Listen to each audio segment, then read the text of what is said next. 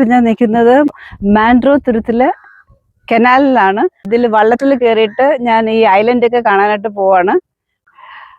വള്ളത്തിന്റെ ഇതേപോലത്തെ ബ്രിഡ്ജ് കുറെ ഉണ്ട് ഇവിടെ. അപ്പൊ ഈ ബ്രിഡ്ജൊക്കെ നമ്മൾ വരുമ്പോഴത്തേക്ക് നമ്മൾ തല താഴ്ത്തി കൊടുക്കണം. വളരെ ഹൈറ്റ് കുറഞ്ഞ ബ്രിഡ്ജാണ്.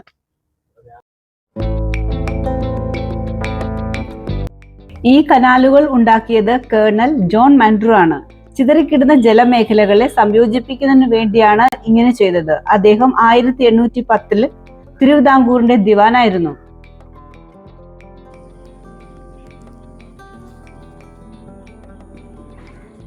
ഞങ്ങൾക്ക് ഫ്രണ്ട്സ് ഉണ്ട്, ഫോറിനേഴ്സ്.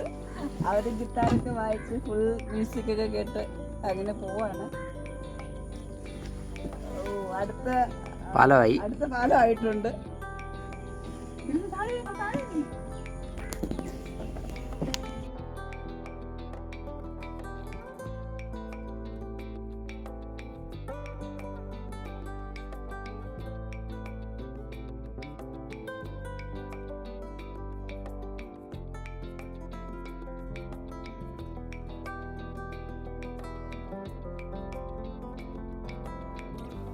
ദൂരെ നിന്ന് നോക്കുമ്പോൾ ഇതൊരു ആർച്ചാണെന്ന് തോന്നും.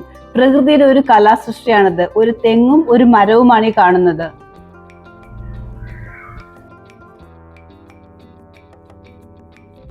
കനാലിന്റെ വശങ്ങളിലായി നമുക്ക് റിസോർട്ടും ഹോം സ്റ്റേയും കാണാൻ കഴിയുന്നുണ്ട്.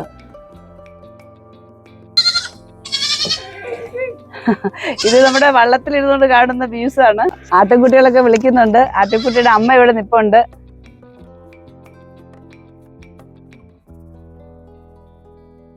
ഇത് വളരെ മനോഹരമായ ഒരു വ്യൂ ആണ്. നമ്മൾ രണ്ട് വശത്തും ഇങ്ങനെ ചെടികൾ ഇങ്ങനെ ഹാങ് ചെയ്ത് കിടക്കുന്ന കാണുമ്പോഴത്തേക്ക് നമ്മൾ വീട്ടിലൊക്കെ ഇത് കണക്കത്തെ പ്ലാന്റ്സ് നമ്മൾ ഒത്തിരി എഫേർട്ട് എടുത്തായിരിക്കും വളർത്തിയിടുന്നത്. പക്ഷെ ഇത് പ്രകൃതി തന്നെ വളരെ മനോഹരമായിട്ട് വളർത്തിയിട്ടിരിക്കുകയാണ് നമുക്ക് കാണാൻ വേണ്ടിയിട്ട്. ഇത് പൊന്മാൻ സിനിമയുടെ ഷൂട്ടിംഗ് നടന്ന സ്ഥലമാണ്. ഇവിടെ നമ്മൾ കുറച്ചുകൂടെ മുന്നോട്ട് പോയി കഴിഞ്ഞാൽ നമുക്ക് ചെമ്മീൻ കൃഷി നടത്തുന്നത് കാണാൻ പറ്റും. എന്നാൽ നമ്മൾ അങ്ങോട്ട് പോയിക്കൊണ്ടിരിക്കുകയാണ്. നമുക്ക് അതൊക്കെ കാണാം. ഈ ലെഫ്റ്റ് സൈഡിൽ കാണുന്നത് കരിമീൻ കൃഷിയാണ്, പച്ച നെറ്റ് കിട്ടിയിരിക്കുന്നത്. ഈ വലതുവശത്ത് കാണുന്നത് ചെമ്മീൻ കൃഷിയാണ്.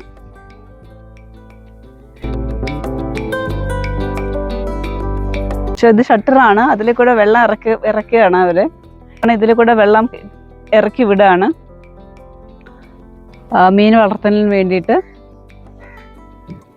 ഈ കൊഞ്ചിന്റെ വളർച്ച എന്ന് പറയുന്നത് 80 ദിവസമാണ്. 80 ദിവസം കഴിയുമ്പോൾ അവര് വിളവെടുപ്പ് നടത്തുകയാണ് ചെയ്യുന്നത്. ഇവിടെ 20 ടൺ കൊഞ്ചാണ് ഓരോ പ്രാവശ്യവും കൊഞ്ചു കൃഷിയിലൂടെ ഇവർ വളർത്തിയെടുക്കുന്നത്. കിങ് പ്രോണിന് 1 കിലോയ്ക്ക് 600 രൂപയാണ് അവർ ഈടാക്കുന്നത്. ഇവിടെ കണ്ടോ, ഇത് കണ്ടോ, വളരെ മനോഹരമായ ഒരു സീനറിയാണ്. ആർച്ച് സെലിബ്രേഷൻ ചെയ്യുമ്പോഴത്തേക്ക് ലൈറ്റ് കൊടുത്തിരിക്കുന്ന പോലെ പ്രകൃതി തന്നെ വളരെ മനോഹരമായിട്ട് അലങ്കരിച്ചിരിക്കുകയാണ്. എനിക്ക് തോന്നുന്നു എന്നെ വെൽക്കം ചെയ്യണമെന്ന്.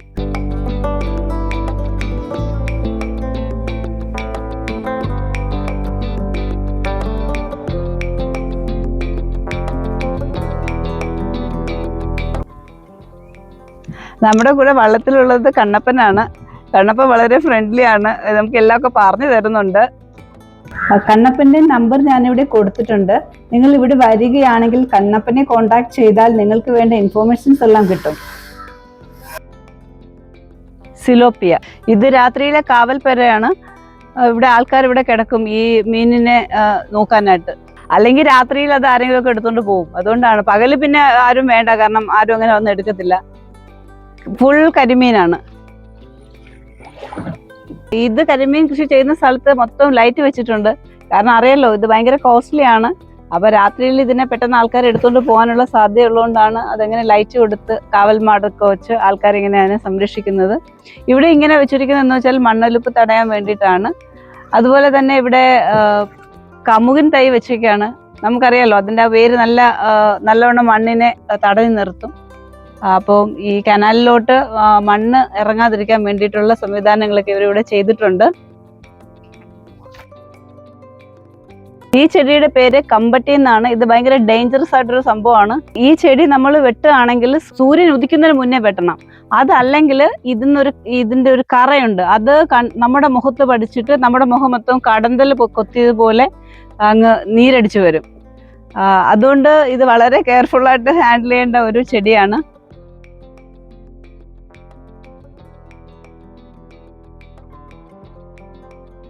പണ്ട് ഇതിന്റെ വേര് ഷട്ടിൽ ബാറ്റിന്റെ കോർക്കാട്ടും പിന്നെ ബോട്ടിലിന്റെ കോർക്കാട്ടും ഒക്കെ ഉപയോഗിക്കാറ്.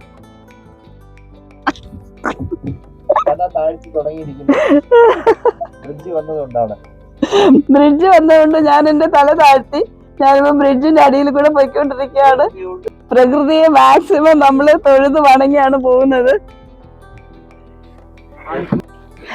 ഇതാണ് ഈ വർഷം ഏറ്റവും കൂടുതൽ കൊഞ്ച് കൃഷി നടന്ന സ്ഥലം. 22 ടണ്ണോളം കൊഞ്ചാണ് അവര് 80 ദിവസം കൊണ്ട് ഉണ്ടാക്കിയത്. അതിന്റെ ലാഭം എന്തെന്ന് പറയണ്ടല്ലോ. 84 ലക്ഷം രൂപയൊക്കെ അവർക്കത് ലാഭത്തിൽ ചെയ്യാൻ പറ്റി.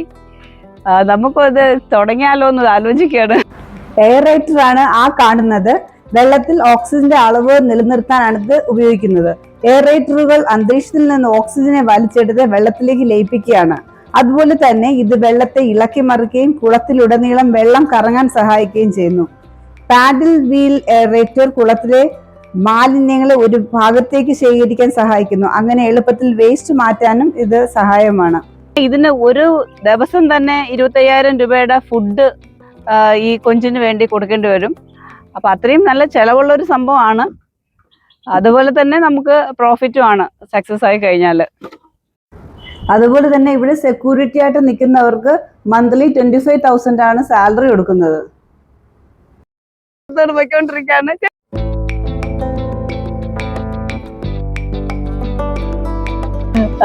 ഈ കാണുന്നത് മൊത്തം കണ്ടൽ കാടുകളാണ്.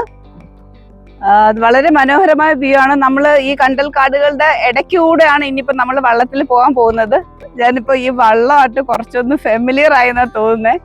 ആദ്യം ഞാൻ കയറിയപ്പോ എനിക്ക് നിൽക്കാൻ കുറച്ച് പേടിയായിരുന്നു. ഇപ്പൊ കുറച്ച് ബാലൻസ് ഒക്കെ ആയിട്ടുണ്ട്. ഈ കാണുന്നത് ഔഷധ ചെടിയാണ്. നടുവേദനയ്ക്ക് ഈ ചെടിയിട്ട് വെള്ളം തിളപ്പിച്ച് ആവി പിടിക്കാറുണ്ടെന്നാണ് പറഞ്ഞു കേൾക്കുന്നത്. ഈ ചെടിയുടെ പേര് ചിന്നച്ചെടി എന്നാണ്. ഇത് കടിച്ചു കഴിഞ്ഞാൽ ഭയങ്കര കയ്പാണ്. അഷ്ടമുടി കായലിലോട്ട് നമ്മൾ പോയിക്കൊണ്ടിരിക്കുകയാണ്. ഇനി ഒരു ബ്രിഡ്ജ് കൂടെ ഉണ്ട്. അത് കഴിയുമ്പോൾ നമ്മൾ അഷ്ടമുടി കായലിലോട്ടാണ് കയറുന്നത്. അതിനുവേണ്ടി വെയിറ്റ് ചെയ്യാണ്. ശരിക്കും ഭയങ്കര ഹാപ്പിയാണ്. നമുക്ക് ഭയങ്കരമായിട്ട് പീസ്, നമുക്ക് ഭയങ്കര ഒരു സമാധാനമാണ് ഇതിൽ കൂടി ഇങ്ങനെ പോകുമ്പോൾ. ഈ കണ്ടൽ കാടുകളുടെ ഇടയിൽ കൂടി നമ്മൾ പോകുമ്പോൾ വളരെ ഇതൊക്കെയാണ് എൻ്റെ വേരുകൾ. ഇത് നോക്കിയേ, ഈ കണ്ടൽക്കാടിന്റെ വേരുകളാണ്. ഇത് നമ്മുടെ ലാസ്റ്റ് ബ്രിഡ്ജാണ്. ഞങ്ങൾ ഇനി തിരിച്ചു പോകുന്നത് ഇതുവഴിയല്ല, നമ്മൾ അഷ്ടമുടി കായൽ വഴി വേറെ വഴി കൂടെയാണ് പോകുന്നത്. അതുകൊണ്ട് ഇനി ഇങ്ങനെ ഈ പ്രകൃതി വന്ദനം നമ്മൾ സ്റ്റോപ്പ് ചെയ്യാണ്. ഇത് ലാസ്റ്റ് പ്രകൃതി വന്ദനം എന്നാണ് എനിക്ക് തോന്നുന്നത്. അപ്പൊ ഞാൻ തയ്യാറെടുക്കട്ടെ. കണ്ടോളൂ നമ്മുടെ ഈ കണ്ടൽ കാടുകളുടെ മനോഹരമായ ഒരു സ്ഥലം. ഇതാണ് അഷ്ടമുടി കായൽ. അഷ്ടമുടി കായലിലെ പാട്ട് കേട്ടിട്ടില്ലേ?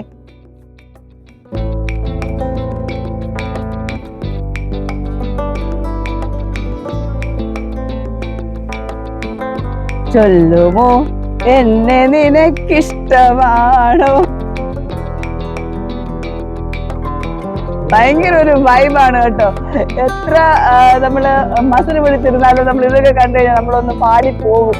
നമ്മളിവിടെയൊക്കെ വരണം കേട്ടോ. കാലത്ത് നമ്മുടെ കേരളത്തിൽ തന്നെ നമുക്ക് ധാരാളം മനോഹരമായ സ്ഥലങ്ങളുണ്ട്. നമ്മൾ അതൊന്ന് കാണുക. നമ്മുടെ സന്തോഷ് കുളങ്ങര ചേട്ടൻ പറയുന്ന പോലെ നമുക്ക് നിങ്ങൾ ട്രാവൽ ചെയ്യാ.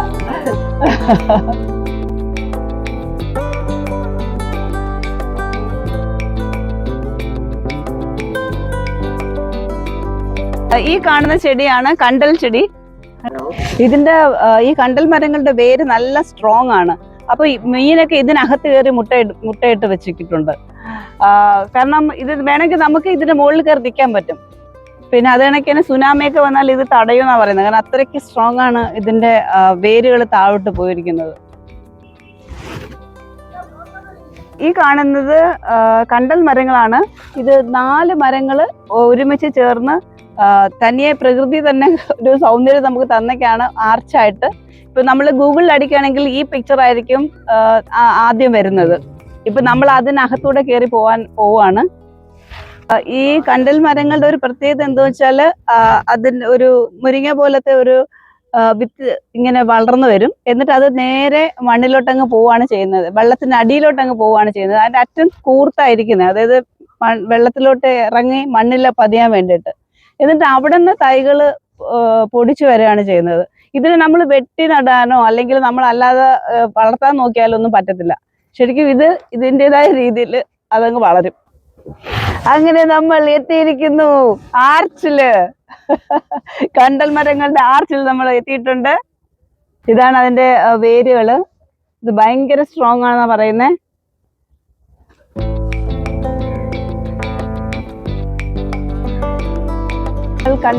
കണ്ടൽക്കാട് വനങ്ങളുടെ ഇടയ്ക്ക് വന്നിങ്ങനെ നിൽക്കുകയാണ് നമ്മൾ. ശരിക്കും വേരൊക്കെ വളരെ അടുത്ത് കാണുന്നുണ്ട്. ഈ വേരിന്റെ ഇടയ്ക്കാണ് കയറി മീൻ മുട്ടയിടുന്നത്. കാരണം ഇതിങ്ങനെ തിക്കായിട്ട് നിൽക്കുന്ന കാരണം ആർക്കും പോയി മീൻ മുട്ട എടുക്കാനോ മീനിനെ പിടിക്കാനോ ഒന്നും പറ്റത്തില്ല. അതുകൊണ്ട് മീനിന് ഈ കണ്ടൽ കാടുകളുടെ അല്ലെങ്കിൽ ഈ ചെടിയുടെ വേര് വളരെ ഒരു ഷെൽട്ടർ ആയിട്ടാണ് അത് നിൽക്കുന്നത്. അങ്ങനെ ഞാൻ ഒരു സാഹസം കാണിക്കാനായിട്ട് ഇറങ്ങുകയാണ്. ഞാൻ കണ്ടൽ മരങ്ങളുടെ ഇടയിലോട്ടൊന്ന് കയറി നോക്കട്ടെ. ആ വേരുകൾ വളരെ സ്ട്രോങ് എന്നാണ് പറയുന്നത്.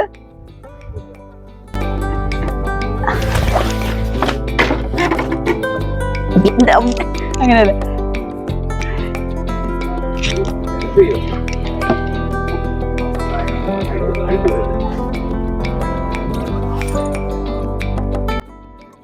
കണ്ടൽ മരത്തിന്റെ വേരുകളിലാണ് ഞാൻ ഈ ചവിട്ടി നിൽക്കുന്നത്. ഭയങ്കര സ്ട്രോങ് ആണ്. നമ്മൾ ചവിട്ടുമ്പോഴേ നമുക്കത് മനസ്സിലാവത്തുള്ളൂ. ഓക്കെ, അപ്പൊ ഞാൻ ഇറങ്ങട്ടാ.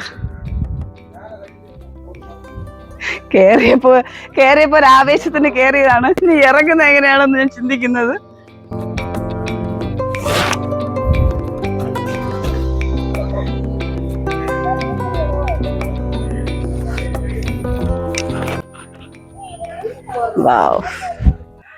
വളരെ നല്ലൊരു എക്സ്പീരിയൻസ് ആയിരുന്നു.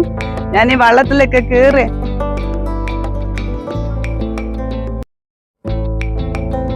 ഒരിക്കലും മറക്കത്തില്ല. ഈ ഒരു എക്സ്പീരിയൻസ് ഒരിക്കലും മറക്കത്തില്ല. ഇത് ജെല്ലി ഫിഷ് ആണ്. ഇപ്പൊ നമുക്ക് നല്ലതുപോലെ അത് കാണാൻ പറ്റുന്നുണ്ട്. ഞാനിപ്പോ വള്ളത്തിൽ നിന്ന് ഇറങ്ങി അഷ്ടമുടി കായലിൽ നടക്കുകയാണ്. നമുക്കിവിടെ നടക്കാൻ പറ്റും. എല്ലാവരും ഇവിടെ നടക്കുന്നുണ്ട്, ഞാനും നടക്കുന്നുണ്ട്. ലേക്ക് ആൻഡ് റിവർ ഒന്നിക്കുന്ന സ്ഥലമാണിത്. അഷ്ടമുടി കായലിനും കല്ലറയാറിനും ഒന്നിക്കുന്ന ഭാഗമാണിത്. ഇവിടെ ആഴം കൂടിയ സ്ഥലവും ആഴം കുറഞ്ഞ സ്ഥലവുമുണ്ട്. ഞാനിപ്പോ ഇറങ്ങി നിൽക്കുന്നത് ആഴം കുറഞ്ഞ സ്ഥലത്താണ്.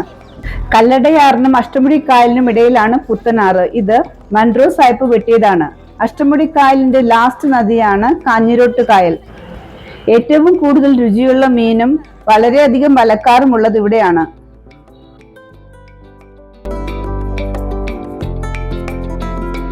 ഞാൻ ആദ്യമായി വള്ളത്തിന്റെ അമരത്തിൽ കയറാനുള്ള ശ്രമത്തിലാണ്. അത് സക്സസ് ആക്കുകയാണ് ഞാൻ.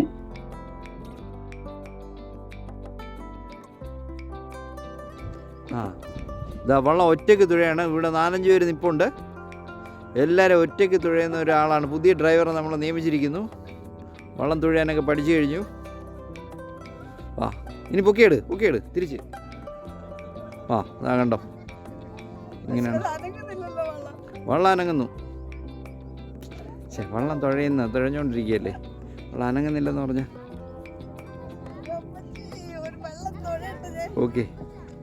ഓക്കെ മൂവ് ചെയ്യുന്നുണ്ട്. അതാണ് എത്തി നമ്മളിതാ എത്താറായി. ഇനി വലിക്കുക, വള്ളം പൊയ്ക്കണം. ഓക്കെ.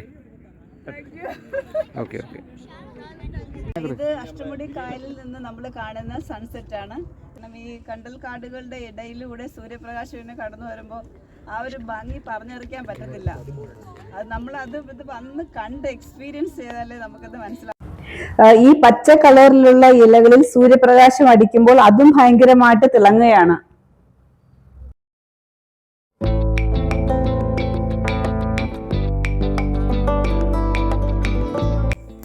നമ്മളിങ്ങനെ ഒരു വള്ളം ഉണ്ടാക്കുകയാണെങ്കിൽ 1,30,000 രൂപ വരും. ഈ വള്ളം ഉണ്ടാക്കുന്നത് ആഞ്ഞിലി തടി വെച്ചിട്ടാണ്. അത് കണക്കിന് ഇതിൻ്റെ ആണി എന്ന് പറയുന്നത് ചെമ്പാണിയാണ്. കാരണം അതാകുമ്പോൾ ഭയങ്കര സ്ട്രോങ് ആണ്, തുരുമ്പെടുക്കത്തില്ല. അതുപോലെ തന്നെ ഇതിൻ്റെ സൈഡിൽ ഇങ്ങനെ നമുക്ക് ഇവിടെ കാണാൻ പറ്റും. ഇതിൽ ഇത്രയും ഭാഗമാണ് ഇതിൻ്റെ യഥാർത്ഥത്തിൽ തടി തിക്നെസ് എന്ന് പറയുന്നത്. ഈ 2 വശത്തും വേറെ തടി കൊടുത്തിരിക്കുകയാണ്. അതായത് ഇപ്പോൾ നമ്മൾ ഈ വള്ളം എവിടെയും കയറി തട്ടുകയാണെങ്കിലും തടിക്ക് കേട് വരത്തില്ല.